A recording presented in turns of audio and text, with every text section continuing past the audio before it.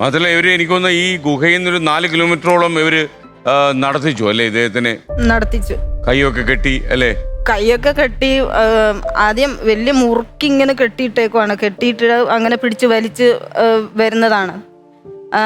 അങ്ങനെ കൊണ്ടുവന്ന് അവിടെ വരുമ്പോൾ മുക്കാലി വരുമ്പോൾ 2 കൈ പിന്നെ കെട്ടിയിട്ടിട്ട് അവിടെ ഇരുത്തി. എന്നിട്ട് പറയും അത്രയും ക്ഷീണിച്ച് അത്രയും അവരുടെ തല്ലും കൊണ്ട് അത്രയും അവർ പറയുന്ന ഓരോ അശ്ലീല വാക്കുകളൊക്കെ എല്ലാം കേട്ടിരുന്നിട്ട് പോലും മധുവിനോട് പറയാണ് ചിരിക്കുക അവിടെ ഇരുന്നിട്ട്. ഈ പോയവരിലെ മധുവിന് പരിചയമുള്ള ആൾക്കാരുണ്ടായിരുന്നു? അവർക്കറിയാം മധു ആരാണെന്നും മധു എവിടത്തെ ആളാണെന്നും അവർക്കറിയാം. ഈ ഇതിലെ പ്രതികളായിട്ട് വന്നിട്ടുള്ള ഈ 16 പേരിലെ ആളുകൾ നേരത്തെ എന്തെങ്കിലും കുറ്റകൃത്യങ്ങളൊക്കെ ഇൻവോൾവ് ചെയ്തിട്ടുള്ള ആൾക്കാരാണോ? മുഴുവൻ ആളുകളുടെയും ഹിസ്റ്ററിയിൽ നമ്മൾ അങ്ങനെയുള്ള സംഭവം കണ്ടിട്ടില്ല, പൊതുവെ അങ്ങനെ കിട്ടിയിട്ടില്ല. കേസ് ഫയലിന്റെ ഭാഗമായിട്ട് അത് വന്നിട്ടില്ല. അതില് കക്ഷി രാഷ്ട്രീയത്തിലൊക്കെ ഉള്ളവരൊക്കെ ഉണ്ടായിരുന്നല്ലോ പ്രതികളായിട്ട് അല്ലേ? പ്രതികളായതിൽ എല്ലാ രാഷ്ട്രീയത്തിലുള്ള ആളുകളും ഉണ്ടായിരുന്നു അല്ലേ എന്നുള്ളതാണ്. അത് രാഷ്ട്രീയ സംഭവം ഇല്ല അല്ലേ?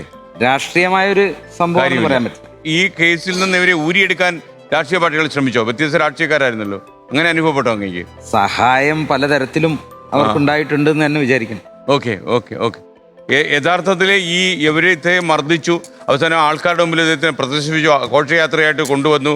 പിന്നെ ഇദ്ദേഹം മോഷ്ടിച്ചു എന്ന് പറയുന്ന സാധനങ്ങളൊക്കെ ആൾക്കാർക്ക് കാണിച്ചു കൊടുത്തു. മധു അപ്പോഴത്തേക്ക് ഒരു അവശ്യ നിലയിലായല്ലോ. അപ്പൊ ഈ പോലീസ് വന്നിട്ടാണോ മധുവിനെ ആശുപത്രിയിൽ കൊണ്ടുപോയത്? ഇവരായിട്ട് കൊണ്ടുപോയില്ല? ഇല്ല, പോലീസ് വന്നിട്ടാണ് കൊണ്ടുപോയത്. അങ്ങനെ പോകുന്നതിനിടയ്ക്കാണ് മരണം സംഭവിക്കുന്നത്. അഗളി ഹോസ്പിറ്റലിലേക്കാണ് കൊണ്ടുപോയത് അല്ലേ? അഗളി ഹോസ്പിറ്റലിൽ. ഓക്കെ. അപ്പൊ ഇവര് പോലീസ് വന്നവർ വിട്ടേച്ചു പോയോ? എന്താ സംഭവിച്ചത്? പോലീസ് വന്നപ്പോ അവര് ടച്ച് പോയല്ല, അവരെല്ലാം മധുവിനെ വണ്ടിയിലേക്കൊക്കെ പറഞ്ഞയച്ചിട്ടാണ് എല്ലാരും പോയത്. അതുവരെ എല്ലാരും ആ സമയം അവിടെ ഉണ്ടായിരുന്നു. അവിടെ മധുവിനെ അറിയുന്നവരും അറിയാത്തവരും എല്ലാവരും അവിടെ ഉണ്ടായിരുന്നു. നമ്മുടെ ബന്ധുക്കൾ പോലും അവിടെ ഉണ്ടായിരുന്നു. നമ്മുടെ ബന്ധു പോലും കോടതിയിൽ പറഞ്ഞത് മധുവിനെ അറിയില്ല, ഫോട്ടോ പോലും കാണിക്കണ്ട, മധുവിനെ അറിയില്ല. നമ്മുടെ വീട്ടില് നമ്മുടെ ഒപ്പം ഇരുന്ന് ഭക്ഷണം കഴിച്ച് പോയ ആളാ പറഞ്ഞത് മധുവിനെ അറിയില്ല. അപ്പൊ പിന്നെ ബാക്കിയുള്ള കാര്യം പറയണോ സർ? കോടതിയിൽ വിചാരണ വേളയിൽ പറഞ്ഞു സാക്ഷി കൂറുമാറിയതാണോ? കൂറുമാറിയതാണ് സർ. ഓക്കെ. കുറെ സാക്ഷികൾ കൂറുമാറിയില്ലേ കേസില്? കുറെ സാക്ഷികൾ കൂറുമാറി. ഇവരെ ബന്ധുവും കൂറുമാറി അല്ലേ? ബന്ധുവും അറിയില്ല എന്ന് പറഞ്ഞു. എനിക്ക് തോന്നുന്നു ഈ നമ്മുടെ പോസ്റ്റ്മോർട്ടം റിപ്പോർട്ടിലെ യഥാർത്ഥത്തില് ഇന്റേണൽ മുറിവുകൾ ഉണ്ടായിരുന്നു അല്ലെ, ആന്തരിക രക്തസ്രാവവും പിന്നെ എന്തായിരുന്നു പോസ്റ്റ്മോർട്ടം റിപ്പോർട്ടിൽ പറഞ്ഞത്? അതുപോലെ തലക്കേറ്റ ക്ഷതവും അങ്ങനെ എന്തോ ഉണ്ട്. വാരിയലിന്റെ ഒടിഞ്ഞിട്ടുള്ള ഇന്റേണൽ ആയിട്ടുള്ള ധാരാളം ചതവുകളും മുറിവുകളും ഒക്കെ ഉണ്ട്. എനിക്ക് തോന്നുന്നു ആ പോസ്റ്റ്മോർട്ടം റിപ്പോർട്ടൊക്കെ വളരെ സ്ട്രോങ് ആയിരുന്നു അല്ലെ? കോടതിയിൽ വളരെ മധുവിന് അനുകൂലമായ ഘടകങ്ങളായി മാറി പ്രതികളെ ശിക്ഷിക്കാൻ അല്ലേ? തീർച്ചയായിട്ടും അത് വളരെ ഒരു വലിയ ഘടകമായിട്ടുണ്ട്. അത് ഒരു പ്രൊലോങ്ഡ് പീരീഡിൽ അദ്ദേഹത്തിന് വന്നിട്ടുള്ള ആ സംഭവത്തിന്റെ സംഗതികളെ കുറിച്ചൊക്കെ ഫോറൻസിക് സർജൻ വളരെ നല്ല രീതിയിൽ അതിൽ എവിഡൻസ് കോടതിയിൽ ടെൻഡർ ചെയ്യുകയും ചെയ്തു. അല്ല, ഈ മധു മരിക്കുന്നതായിട്ട് 3:30 മണിക്കാണ്. പിന്നെ കേസെടുക്കാൻ പിന്നെയും 2 മണിക്കൂർ താമസിച്ചു എന്നൊക്കെ അന്ന് പരാതി വരുന്നുണ്ടായിരുന്നു. എന്തായിരുന്നു ആ ഡിലേയുടെ കാരണം എന്ന് അങ്ങേക്കറിയാമോ? 3:30 മണിക്ക് അല്ല മധു മരിക്കുന്നത്. മധുവിനെ അവിടെ നിന്ന് കൊണ്ടുപോകുമ്പോൾ ഉള്ള സമയം ഏകദേശം 3:30യും 4:10 ആവുമ്പോഴാണ് അഗളി ഹോസ്പിറ്റലിൽ എത്തുന്നത്. 5:30 മണിക്ക് FIR രജിസ്റ്റർ ചെയ്തിട്ടുണ്ട്. അല്ല, ഈ ശരിക്കും മധുവിന്റെ മരണം ഈ ആശുപത്രിയിൽ എത്തുന്നതിന് മുമ്പേ തന്നെ നടന്നു എന്നല്ലേ പറഞ്ഞിരിക്കുന്നത്? ഇൻ ബിറ്റ്വീൻ 3:30ക്കും ഈ പറഞ്ഞ 4:10 ഇടയിലാണ് മരണം. അല്ല, ഈ പ്രതികളുടെ അങ്ങ് ഒരു നിയമത്തിന്റെ വഴി വിട്ട് ആലോചിക്കുമ്പോഴേ യഥാർത്ഥത്തിൽ ഇദ്ദേഹത്തിന് ഇങ്ങനെ ഇത്രയും മർദ്ദിക്കുന്ന സമയത്ത് ഈ മധു മരിച്ചു പോകും എന്നൊരു ധാരണ, പേടി ഒന്നും ഇവർക്കില്ലായിരുന്നു? കാര്യം ഇത്രയും 16 പേര് എന്നൊരു മനുഷ്യനെ വളഞ്ഞുകൂടി മർദ്ദിച്ച് ഇടിച്ച് ശരിയാക്കി കഴിഞ്ഞാലേ. അല്ല, ഇത്രയും ക്രൂരമായി ആരെ മർദ്ദിച്ചാലും അയാൾക്ക് മരണം സംഭവിക്കാനുള്ള എല്ലാ സാധ്യതയും ഉണ്ട്. മാത്രമല്ല എനിക്ക് തോന്നുന്നു ഇവര് ഈ ഇടികൊണ്ട് അവശനായ മധുവിന്റെ കൂടെ നിന്ന് ഒരു സെൽഫി എടുത്ത് ഫേസ്ബുക്കിൽ എന്തോ പോസ്റ്റ് ചെയ്യുകയും ചെയ്തിരുന്നു അല്ലേ? അത് അവർക്ക് തന്നെ വരയായി തോന്നുന്നു അല്ലേ? അത് അവർക്ക് തന്നെ കാര്യം എനിക്കൊന്ന് പ്രതികളെ കുറച്ചുകൂടെ എളുപ്പത്തിൽ കണ്ടെത്താൻ അത് സഹായമായി. അതവർ നിഷേധിച്ചോ ഈ ഫേസ്ബുക്കിൽ വന്ന അല്ല, എല്ലാ കാര്യങ്ങളും പ്രതികൾ കോടതിയിൽ ആരും സ്വാഭാവികമായിട്ട് നിഷേധിക്കുമല്ലേ? അപ്പൊ ഈ പിടിച്ചോണ്ട് പോകുന്നതിന്റെ ഒരു വീഡിയോയും ഉണ്ടായിരുന്നു തോന്നുന്നല്ലേ? ഓക്കെ. അപ്പൊ ഈ മധുവിന് യഥാർത്ഥത്തിൽ ഹോസ്പിറ്റലിൽ എത്തുന്നതിന് മുമ്പ് തന്നെ മരിച്ചു. നിങ്ങളെ സംബന്ധിച്ചോളം നിങ്ങളുടെ വീട്ടിലെ ഒരു വിളക്കായിരുന്നു, അണഞ്ഞു. അപ്പൊ നിങ്ങളുടെ ഹസ്ബൻഡിനോടാണ് പറഞ്ഞത് അല്ലെ? സരസുവിന്റെ ഹസ്ബൻഡിനോടാണ് ആദ്യം വിളിച്ചു പറഞ്ഞത്. എന്തായിരുന്നു വിളിച്ചു പറഞ്ഞത്? മാമനാണോ ആരാന്നറിയില്ല, ഏട്ടനോട് വിളിച്ച് പറഞ്ഞിട്ടുണ്ട് മധു പോയി എന്നുള്ള കാര്യം ആരോ പറഞ്ഞിട്ടുണ്ട്. പക്ഷെ അങ്ങനെ പറയുമ്പോൾ ആ ഒരു എന്താ സംഭവിച്ചത്, ഞാനിപ്പോൾ അവർ മുക്കാലി പിടിച്ചു വെച്ചു എന്നുള്ള വിവരം ഞാൻ നേരത്തെ കേട്ടിട്ടുണ്ട്.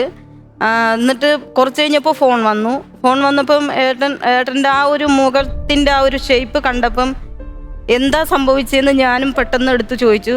പക്ഷേ പുള്ളിക്കാരന് പെട്ടെന്ന് പറയാൻ പറ്റാത്ത രീതിയിൽ അങ്ങോട്ടും ഇങ്ങോട്ടും ഓടിയപ്പോൾ അപ്പോൾ എനിക്ക് മനസ്സിലായി എന്തോ സംഭവിച്ചിട്ടുണ്ട്, അതുകൊണ്ടാണ് പറയാത്തതെന്ന്. എന്നിട്ട് ഞാൻ പോയി എന്താ സംഭവിച്ചതെന്ന് പിന്നീട് ഞാൻ ഇങ്ങനെ പോയി ചോദിച്ചപ്പോഴാണ് ഇങ്ങനെ പറയാൻ പറ്റിയില്ല, ഇങ്ങനെ പറഞ്ഞപ്പോൾ എനിക്ക് മനസ്സിലായി. പിന്നീട് ഞാനത് കേട്ട ഉടനെ എനിക്ക് ബോധമില്ലാതെ ഞാൻ കിടക്കുമായിരുന്നു. ഇനി ഈ വിവരം അമ്മയോട് എങ്ങനെ പറയുന്നായിരുന്നു പിന്നീട്. അപ്പോഴും അമ്മ അറിഞ്ഞിട്ടില്ല.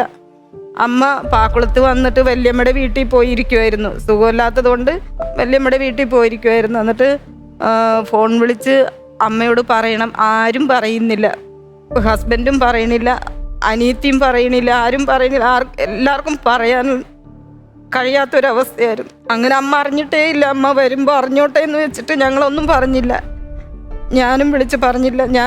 പിന്നീട് എനിക്ക് ബോധമില്ലാതെ ഞാൻ കിടപ്പിലായിരുന്നു. പിന്നീട് ആൾക്കാരൊക്കെ വന്ന് എണീപ്പിക്കുമ്പോഴാണ് ഞാൻ അറിയുന്നത്. പിന്നീട് അന്ന് ആ ദിവസം ഏട്ടൻ പറഞ്ഞു, എന്നാൽ നിങ്ങളും വരുന്നുണ്ടോ അങ്ങോട്ട് എന്ന് പറഞ്ഞപ്പോൾ ബാക്കിയുള്ള ആൾക്കാർ പറഞ്ഞു, വേണ്ട അവരിരുന്നോട്ടെ, നിങ്ങൾ പോയി നോക്കിയിട്ട് വന്നാൽ മതി എന്ന് പറഞ്ഞിട്ടാണ് അവരെ പറഞ്ഞയച്ചു. പിന്നീട് അമ്മ 6 മണിയാകുമ്പോൾ അമ്മയ്ക്ക് അപ്പോഴും അറിഞ്ഞിട്ടില്ല. മുക്കാലി വന്ന് നോക്കുമ്പോൾ കുറേ ആൾക്കാരൊക്കെ കൂട്ടായിട്ടൊക്കെ ഇങ്ങനെ ഇരിക്കണു. ഒരു ഓട്ടോ വിളിച്ചാൽ വരുന്നില്ല, ഓട്ടോ കിട്ടാതെ ഇങ്ങനെ ഇരിക്കുമ്പം അവിടെ ഒരു നമ്മുടെ ചിണ്ടക്കിയിൽ തന്നെ ഉള്ള ഒരു കടക്കാരനുണ്ട്, അയാൾ മുക്കാലി നിൽക്കണ്ടായിരുന്നു. എന്നിട്ട് അയാൾ അമ്മയോട് ചോദിച്ചു, അമ്മ ഇവിടെ എന്താ ഒറ്റയ്ക്ക് ഇങ്ങനെ ഇരിക്കണേന്ന് ചോദിച്ചു. ഇല്ല, ഒരു വണ്ടിയും വിളിച്ചിട്ട് വരുന്നില്ല എന്ന് പറഞ്ഞു. എന്നാൽ ശരി, ഞാൻ ഏതേലും ഓട്ടോ വിളിച്ചിട്ട് വരാം, നേരത്തെ ചെല്ലു വീട്ടിലേക്ക്. അവർക്കൊക്കെ കാര്യങ്ങൾ അറിയുന്നത് കൊണ്ട് അവർ പറയുന്നില്ല, ഇങ്ങനെയുള്ള കാര്യമൊന്നും അമ്മയോട് പറയുന്നില്ല. അമ്മ മിണ്ടാതെ അവിടെ ഇരിക്കുന്നുണ്ട്. ഇവരൊക്കെ എന്തിനാ ഇങ്ങനെ ഓട്ടോ വിളിച്ചിട്ടും വരുന്നില്ല എന്ന് പറഞ്ഞിട്ട് അമ്മ അവിടെ ഇരിക്കുന്നു. എന്നിട്ട് ആ കടക്കാരൻ ചെന്നിട്ട് ഒരു ഓട്ടോ വിളിച്ച് ഒന്ന് ചിണ്ടക്കിയിലേക്കൊന്ന് ആക്കി കൊടുക്കുമെന്ന് പറഞ്ഞു. അങ്ങനെയാണ് അമ്മ ആ വണ്ടി കിട്ടിയപ്പം അതിൽ നിന്ന് ചിണ്ടയ്ക്ക് അവിടെ വന്നപ്പോഴാണ് എല്ലാവരുടെ കരച്ചിൽ കേട്ടപ്പോൾ അമ്മയ്ക്ക് മനസ്സിലായിന്ന് തോന്നുന്നു. എന്താ സംഭവിച്ചെന്ന് അവിടെ നിന്ന് ഓടി വന്നു. എന്തേലും വീട്ടിലെന്തേലും സംഭവിച്ചു, എന്താ പറ്റിയെന്ന് ഇങ്ങനെ ചോദിച്ചു. ബാക്കിയുള്ളവരാരൊക്കെയോ പറഞ്ഞോ എങ്ങനെ, എന്നിട്ട് ഞങ്ങളൊന്നും പറഞ്ഞിട്ടില്ല, ഞങ്ങൾക്ക് പറയാൻ കഴിയില്ല.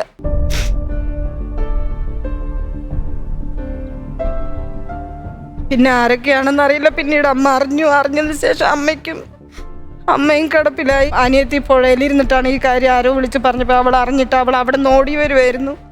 പെട്ടെന്ന് ഇങ്ങനെ ഒരു സംഭവം ഇങ്ങനെ അറിഞ്ഞപ്പോൾ ഞങ്ങൾക്കൊരു സംശയം തോന്നി, എന്തൊക്കെയോ നടന്നിട്ടുണ്ട്, എന്തൊക്കെയോ ചെയ്തിട്ടാണ് അവനെ കൊന്നിട്ടുള്ളത് എന്ന് ഞങ്ങളിങ്ങനെ ഊഹിച്ചെടുത്ത്. കാരണം എന്തൊക്കെയോ സംഭവം നടന്നിട്ട്, അല്ലാതെ ചുമ്മാ അവൻ ഇങ്ങനെ പോവില്ല എന്ന് അങ്ങനെ ഞങ്ങൾ കരുതി കൂട്ടിയിട്ട്. അപ്പോൾ ഞങ്ങളുടെ ഭാഗത്തുള്ള ആൾക്കാരോട് ഞങ്ങൾ ഇവൻ മരിക്കാനുള്ള കാരണം ഇതിലെന്തൊക്കെയോ പുറകിൽ എന്തൊക്കെയോ ഉണ്ട്, എല്ലാവരും ഒന്ന് ഒരു 10 പേരാണെങ്കിൽ 10 പേര് ഞങ്ങളോടൊപ്പം വന്ന് സമരത്തിന് വരണമെന്ന് പറഞ്ഞു.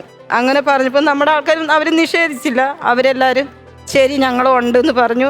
അങ്ങനെ 2, 3, 4, 5 ജീപ്പ് ആൾക്കാരൊക്കെ വന്നു. പിറ്റേന്ന് 5 മണിക്ക് ഞങ്ങൾ അഗളിയിലേക്ക് എത്തി, മോർച്ചറിയുടെ അവിടെ എത്തി. അന്ന് അനിയത്തിക്ക് പോലീസിൻ്റെ ഇൻ്റർവ്യൂ ആയിരുന്നു.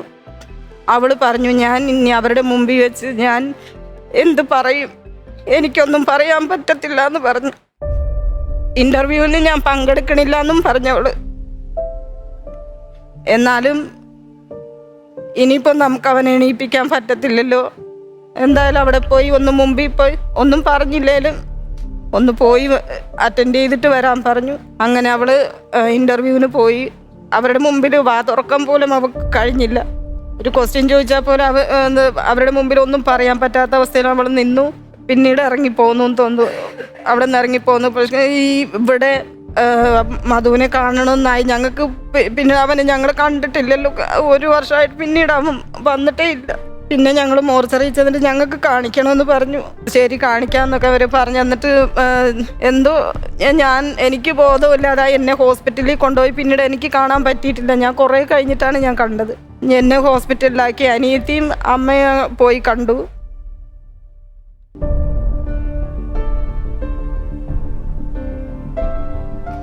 ഇപ്പം നമ്മുടെ തീരുമാനം വെച്ചാൽ മധുവിന് നീതി കിട്ടും വരെ നമ്മൾ പോരാടും അല്ലേ? അതെ, അങ്ങനെയല്ലേ? അതെ, പോരാടും. അപ്പൊ ഈ കേസിന്റെ ഇപ്പോഴത്തെ ഒരു സ്റ്റാറ്റസ് അങ്ങ് പറഞ്ഞ തന്നെയാണ് അല്ലേ? അതെ, അപ്പീൽ കിടക്കാണ്, ഹൈക്കോടതിയിലാണ്. ഹൈക്കോടതിയിലാണ്. ഓക്കെ. അവിടെ സ്പെഷ്യൽ പ്രോസിക്യൂട്ടർ വേറെയാണ്. ഓൾറെഡി സർക്കാർ വേറെ സ്പെഷ്യൽ പ്രോസിക്യൂട്ടർ ആ കേസിലേക്ക് വെച്ചിട്ടുണ്ട്. വേറെയാണ് അല്ലേ? അതെ. ഓക്കെ. ഇനിയിപ്പോൾ എന്തായാലും നമുക്ക് മധുവിനെ തിരിച്ചു കൊണ്ടുവരാൻ പറ്റില്ല. പക്ഷേ മധുവിനെ കൊലപ്പെടുത്തിയ ആളുകൾ തീർച്ചയായിട്ടും അവരതിനെ അർഹിക്കുന്ന ശിക്ഷ കിട്ടണം. അതിനുവേണ്ടിയുള്ള പ്രക്ഷോഭത്തിൽ, സമരത്തിൽ താങ്കൾ ഉണ്ടാകും എന്നാണ് ഞാൻ മനസ്സിലാക്കുന്നത്. കാര്യം 2 സഹോദരിമാർക്ക് ഒരു സഹോദരനായിരുന്നു അല്ലേ? അതല്ല, മധു വളരെ നിങ്ങളോടൊക്കെ ഭയങ്കര താല്പര്യമുള്ള ഒരാൾ കൂടിയായിരുന്നു.